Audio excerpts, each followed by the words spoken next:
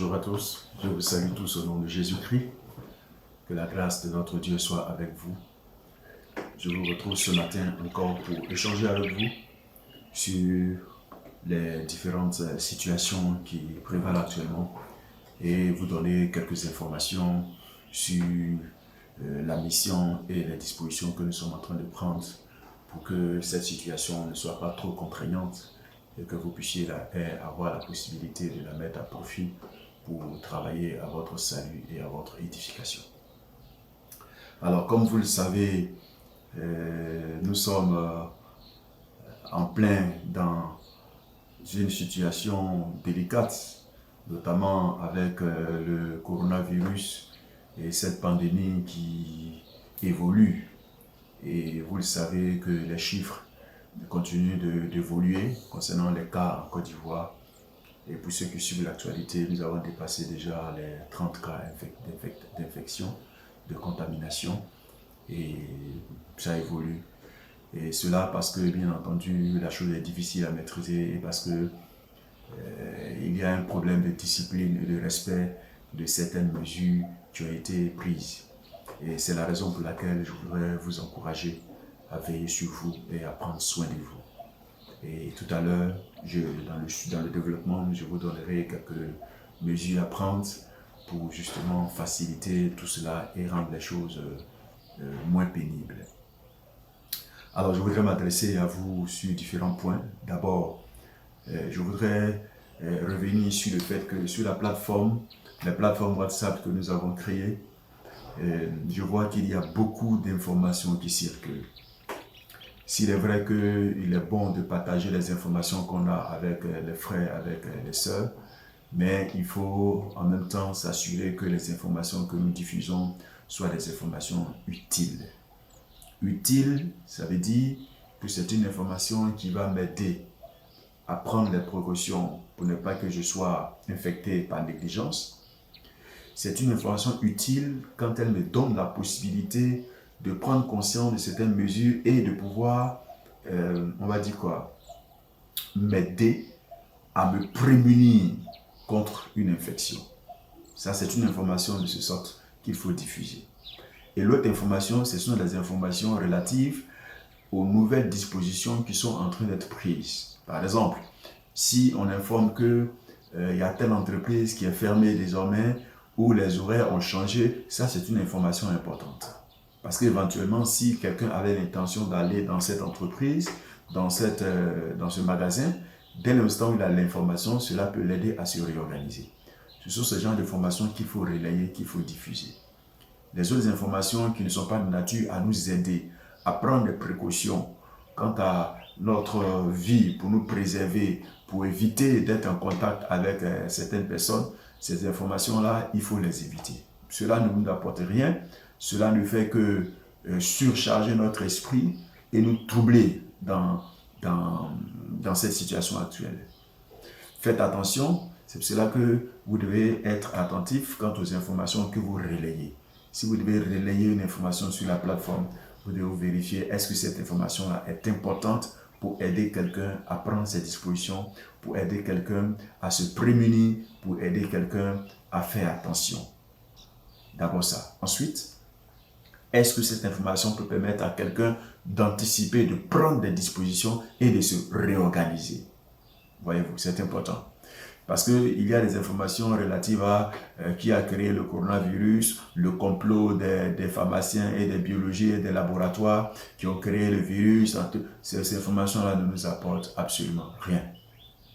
Rien. Dans ces conditions-là, ce ne sont pas des informations qu'il faut relayer. Ça, c'est important. Deuxième chose, pour terminer, si vous devez relayer une information, vous devez vous assurer que cette information-là, elle est vraie. Oui? Vous ne devez pas être juste un relais. Vous devez vous assurer que l'information que vous relayez est une information vraie. Et assurez-vous que vous avez pris la peine de vérifier la véracité de l'information. Ce n'est pas parce que quelqu'un vous a envoyé une information que ça veut dire que cette information est vraie. Voyez-vous. Et ça, c'est important pour ne pas que nous soyons des colporteurs de mauvaises nouvelles. Nous sommes des colporteurs de bonnes nouvelles, nous sommes des annonceurs de bonnes nouvelles. C'est cela que les informations que nous relayons doivent être des informations qui bénissent la vie de quelqu'un, soit doivent être des informations qui aident quelqu'un. Et c'est important d'en tenir compte et de prendre soin de vérifier l'information que vous relayez. Ça, c'était la première chose. La deuxième chose pour laquelle, justement, je voudrais m'adresser à vous, c'est que je voudrais vous appeler à être discipliné. La discipline, et nous savons en tant que chrétiens, est la force et on va dire, le fondement de la croissance. Quand quelqu'un n'est pas discipliné, il fait n'importe quoi. Quand quelqu'un n'est pas discipliné, il agit de façon désordonnée. Et aussi longtemps qu'on agit de façon désordonnée, on n'est pas attentif et on commet des erreurs en négligeant des choses élémentaires. La discipline veut que vous appliquiez des mesures. Et ces mesures-là, c'est des mesures simples qui ne devraient logiquement pas poser problème. Mais bien entendu, parce que nous n'avons pas encore pris conscience de la situation, du danger que représente cette maladie, nous négligeons d'appliquer ces mesures-là. J'ai eu l'occasion moi-même d'interpeller certains frères plusieurs fois qui ne respectent pas la mesure de 1 mètre. Ce n'est pas parce que c'est un frère en Christ, ce n'est pas parce que c'est un soeur en Christ qu'il ne faut pas respecter la mesure. Dès l'instant où nous sommes en un endroit à 3, 4 ou 5, déjà nous devons nous assurer de nous tenir à distance de 1 mètre réglementaire. Cela ne nous coûte absolument rien et cela est une précaution normale humaine qui relève de la sagesse humaine. Et c'est pour cela que je voudrais vous encourager à veiller là-dessus. Faites attention. Respectez les dispositions qui sont prises. 1 mètre entre vous. Si vous êtes en train de discuter ou causer, assurez-vous de respecter les 1 mètre. Ça, c'est important. Veillez là-dessus. Imposez-vous des contraintes. Si vous n'êtes pas discipliné, vous allez avoir des attitudes désordonnées. Vous allez vous permettre de faire tout ce que vous voulez. Non, dans pareilles circonstances, on ne fait plus ce qu'on veut. On fait des choses qui nous sont salutaires. On fait des choses qui nous aident à nous développer, à nous prémunir contre tout risque. Je voudrais vous encourager à cela. Et troisième chose, je voudrais vous inviter à respecter scrupuleusement ces mesures qui ont été édictées. Chaque fois que vous avez la possibilité, lavez-vous les mains. Ça paraît banal, mais de façon systématique, lavez-vous les mains. Si vous sortez, que vous allez dans un magasin, dans une boutique, dans un endroit, dans un lieu public, qu'il y a, à cet endroit-là, il y a une fontaine aménagée, assurez-vous de vous laver les mains. Prenez la peine de vous laver les mains. Ne faites pas comme cet homme-là qui allait dans un bureau de transfert d'argent. Alors, on lui propose donc de mettre dans sa paume du gel hydroalcoolique et il refuse. Alors, justement, le Virgile ne s'est pas fait prier. Le Virgile l'a mis dehors. Il a interdit de rentrer là-bas s'il n'est pas prêt à justement se laver les mains avec du gel hydroalcoolique. Oui, c'est évident. Et c'est justement, cela montre l'indispensable nécessité pour chacun d'entre nous de s'imposer certaines rigueurs. À la maison, assurez-vous de vous laver les mains. Quand vous êtes à la maison, assurez-vous de ne pas toucher aux uns aux autres. Restez dans votre coin. Restez là. On peut causer, discuter sans forcément se toucher. Et faites attention, préservez-vous. L'autre chose, respectez la distance de 1 mètre. Surtout quand vous êtes en face de quelqu'un que vous ne connaissez pas. Quand vous allez dans un endroit public, un lieu public, prenez la peine de respecter cela. Soyez disciplinés. Respectez cette distance réglementaire. Respectez cela. Et évitez de vous saluer. Évitez les contacts physiques. Que ce soit toucher quelqu'un à l'épaule, toucher quelqu'un. Évitez les contacts physiques. Et bien entendu, la mesure extrême, c'est qu'il faut rester le plus souvent à la maison. Ne sortez que quand vous êtes vraiment obligé de sortir. Si vous n'avez pas obligation de sortir, rien ne sert de sortir. Restez à la maison. Rester à la maison est la meilleure chose à faire pour éviter d'être en contact avec des personnes qui sont susceptibles ou qui pourraient être contaminées. Et c'est une disposition humaine que nous prenons. Et cela appelle de la discipline personnelle. Veillez sur vous, faites attention. Ceux qui vous croisez dans la rue, ce n'est pas écrit sur leur front qu'ils sont contaminés. Vous ne pouvez pas savoir. Et c'est pour cela qu'il faut rester le plus souvent à la maison. Et assurez-vous, lorsque vous êtes à la maison, assurez-vous que vous ne vous laissez pas tourmenter par les mauvaises nouvelles. Sortez seulement quand vous êtes vraiment obligé. Je vous en prie. Faites cela. Imposez-vous cette rigueur, cette discipline pour ne pas que justement le manque de sagesse ou l'indiscipline ou le manque de prise de conscience devienne un facteur qui va contribuer à ce que l'un d'entre nous soit contaminé. Si chacun d'entre nous, chaque membre, membre de la population, chaque habitant appliquait ces mesures, on va forcément réduire de façon considérable l'impact et la propagation de ce virus. Ce sont des mesures naturelles, des mesures humaines qu'il faut appliquer et faites attention pour les appliquer. L'autre chose également que je voudrais dire, c'est justement vous donner des informations relativement aux dispositions au niveau de la mission. Souvenez-vous que nous avons notre jeûne du 1er au 21 avril. Alors, on aurait pensé que avec la situation, on devait annuler le jeûne.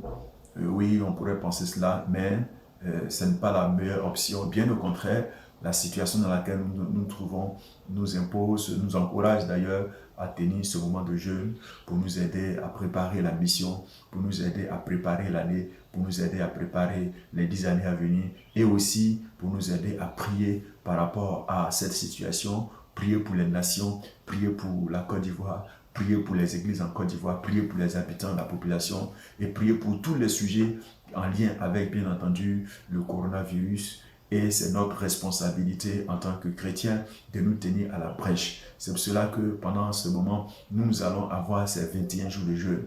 Et les dispositions seront en train d'être prises pour faciliter donc la tenue de ce moment de jeûne à travers les sujets de prière qui seront diffusés, et également des plateformes de méditation, de prière, pour que à la maison vous puissiez vous entretenir. Bien entendu, le couvre-feu qui commence à partir de 21h nous aide à pouvoir prendre des dispositions pour que, bien entendu, nous puissions être à la maison à ce moment-là. Et pour mettre à profit ces temps-là, nous sommes en train de réfléchir sur les moyens de vous faire passer de meilleurs moments à travers des moments de prière, des moments de méditation, des moments de jeûne et à travers également certaines émissions qu'on pourrait vous confier, certaines vidéos qu'on pourrait vous confier pour votre édification. Alors je voudrais bénir Dieu pour tout cela et vous recommander également de préparer ce moment de jeûne dans la prière. Aujourd'hui, nous sommes le 27 et c'est bientôt, c'est dans juste quelques jours, dans 3 jours ou 4 jours. Et préparez-vous dans la prière, recommandez-vous au Seigneur, commencez à réajuster votre alimentation pour pouvoir tenir ce moment de jeûne. C'est un moment de jeûne qui concerne toute la mission à travers le monde, à travers la Côte d'Ivoire et à travers le Togo. Cela s'impose également à tous nos membres.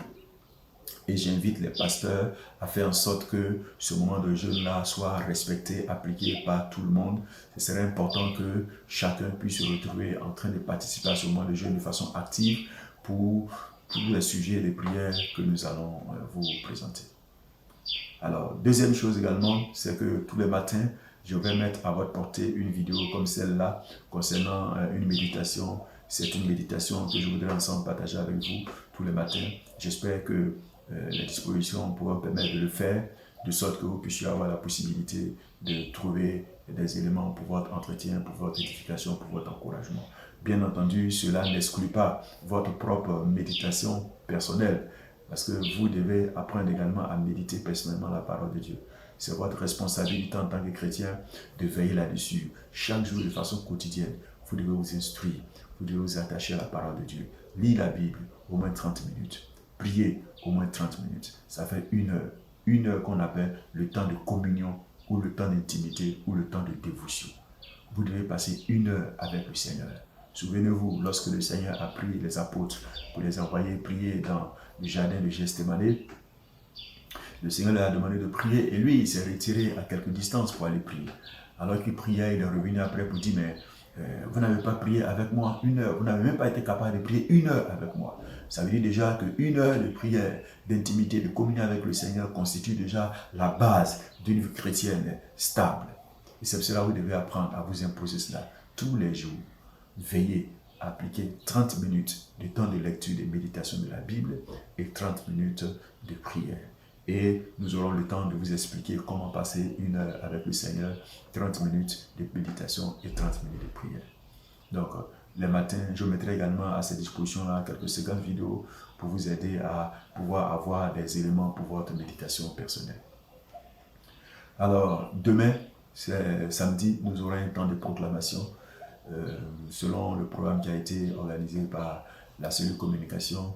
Demain, à partir de 7h, donc de 7h à 8h, nous aurons un temps de proclamation et cela sera disponible sur la plateforme Facebook. Alors, ça sera en direct. Et pour ceux qui ont Facebook, ils pourraient se connecter et avoir avec nous ce temps de proclamation. Pour ceux qui n'auraient pas ce temps de proclamation, ce sera l'occasion après 8 heures, selon que la cellule de communication puisse mettre ça à votre disposition sur YouTube.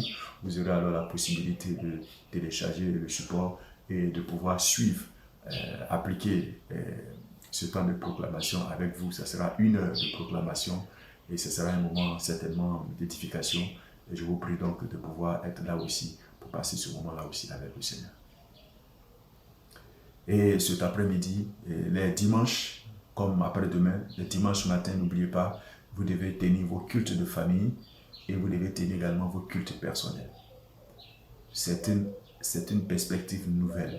C'est une habilité nouvelle qu'il faut avoir. Ce n'est pas parce que les cultes, les églises sont fermées que ça veut dire que les cultes sont fermés. L'église, ce n'est pas le bâtiment. Dieu n'est pas dans le bâtiment en tant que tel. Dieu vit en nous. C'est nous qui sommes le temple de Dieu. Si les bâtiments sont fermés, nous sommes vivants. Et le Seigneur est avec nous. Souvenez-vous, le Seigneur est avec nous tous les jours jusqu'à la fin du monde. Et quand on est seul, même en train de prier, le Seigneur est avec nous. C'est pour cela, seul, vous devez entretenir votre moment d'intimité. C'est pour cela que le dimanche, vous devez avoir votre culte personnel. Et en famille, vous devez avoir votre culte personnel. Et c'est la responsabilité des chefs de famille de s'assurer que le culte familial se tienne et que les membres de la famille sont entretenus, édifiés et encouragés. Je vous encourage à le faire. J'ai pris les pasteurs de s'assurer que les membres de leur famille soient encouragés à cela, que les membres soient encouragés au culte personnel. C'est l'occasion d'appeler les uns les autres individuellement pour les sensibiliser, pour les encourager à pouvoir tenir ce moment de culte personnel. Donc ça, c'est le dimanche. Ce dimanche-là, veillez à cela. Assurez-vous que cela est fait. Assurez-vous que vous fassiez votre culte avec le Seigneur. Et puis, bien entendu, sur la plateforme actuellement, hier, j'ai prêché un message sur la prise de conscience, la clé de la vie, qui est la première partie. La cellule de communication a estimé que c'était un peu long, donc elle a réduit en 2 parties. Et dans ce message, je vous ai communiqué, je vous ai partagé l'importance de la prise de conscience. Voyez-vous, je vous donne ces informations parce que quelques-uns n'auraient pas encore pris conscience de la situation et de sorte que ces personnes-là n'ont pas encore eu les bonnes attitudes, les bonnes réactions, n'ont pas changé leur comportement, les attitudes, simplement parce qu'elles n'ont pas encore pris conscience. Et la prise de conscience est essentielle. Vous ne pouvez pas vous développer spirituellement si vous ne prenez pas conscience. Vous ne pouvez pas grandir spirituellement si vous ne prenez pas conscience. La prise de conscience est une qualité essentielle des hommes sages, des hommes intelligents, qui savent prendre conscience. Prendre conscience en écoutant les instructions, les conseils qu'on leur donne et en s'asseyant pour analyser, pour essayer de comprendre le bien fondé, la pertinence, la véracité de ce qui est dit. Et c'est en acceptant cela qu'ils grandissent, qu'ils prennent conscience et que leur attitude, leur comportement sont modifiés dans le but de les aider à grandir et à se développer et à s'enrichir davantage. Et c'est pour cela que je voudrais vous encourager à aller sur YouTube. Sur la plateforme, vous avez les liens. Allez sur YouTube. Et puis sur la plateforme de MiPad TV, vous allez voir là-bas tous les messages que j'ai prêchés. Et la cellule de communication est toujours en train de prendre la disposition pour mettre à votre portée les différents messages éventuellement les différents messages que j'avais déjà prêchés pour que cela puisse contribuer à votre édification pendant cette période où nous allons passer beaucoup plus de temps à la maison. Alors, voici les messages que je tenais à vous passer et que le Seigneur vous bénisse. Et pour ceux qui ont des questions, des dispositions que vous voudrez pouvoir avoir précisées, n'oubliez pas de vous rapprocher de vos pasteurs. Vos pasteurs ont été identifiés comme des personnes ressources pour vous aider à répondre à toutes les préoccupations auxquelles vous serez confrontés. C'est pour cela, faites en sorte que, justement, vos pasteurs puissent être à votre écoute. Ils sont à votre écoute plutôt. Donc, allez vers eux, demandez-leur des informations, posez-leur des questions. Si vous avez des questions, renseignez-vous et vous aurez toutes les informations concernant la mission. La mission fonctionne, c'est seulement les cultes qui ne sont pas tenus et nous sommes en train de prendre toutes les dispositions pour vous accompagner, pour vous assister, de sorte que pendant toute cette période, cela soit une occasion d'apprentissage et de développement pour que, à la fin de cette situation de crise du coronavirus, nous devenons plus grands, plus spirituels et plus forts dans le Seigneur. Et c'est une occasion importante. Je voudrais donc bénir vos vies et vous aider à pouvoir progresser dans le Seigneur. Et prenez soin de vous et demeurez sous l'abri du Très-Haut. Et je prie que la main de notre Dieu soit avec vous, que les anges de l'Éternel vous accompagnent dans vos déplacements, que le Dieu des cieux vous assiste, que les anges vous délivrent du danger et que le sang de Jésus vous couvre, vous sanctifie, vous protège et vous garde de toute infection, de toute contamination dans le nom puissant de Jésus-Christ de Nazareth. Que le Seigneur vous bénisse et prenez soin de vous, prenez soin de votre famille et surtout, respectez les consignes. À bientôt et que Dieu vous garde. À bientôt et que Dieu vous garde. Merci.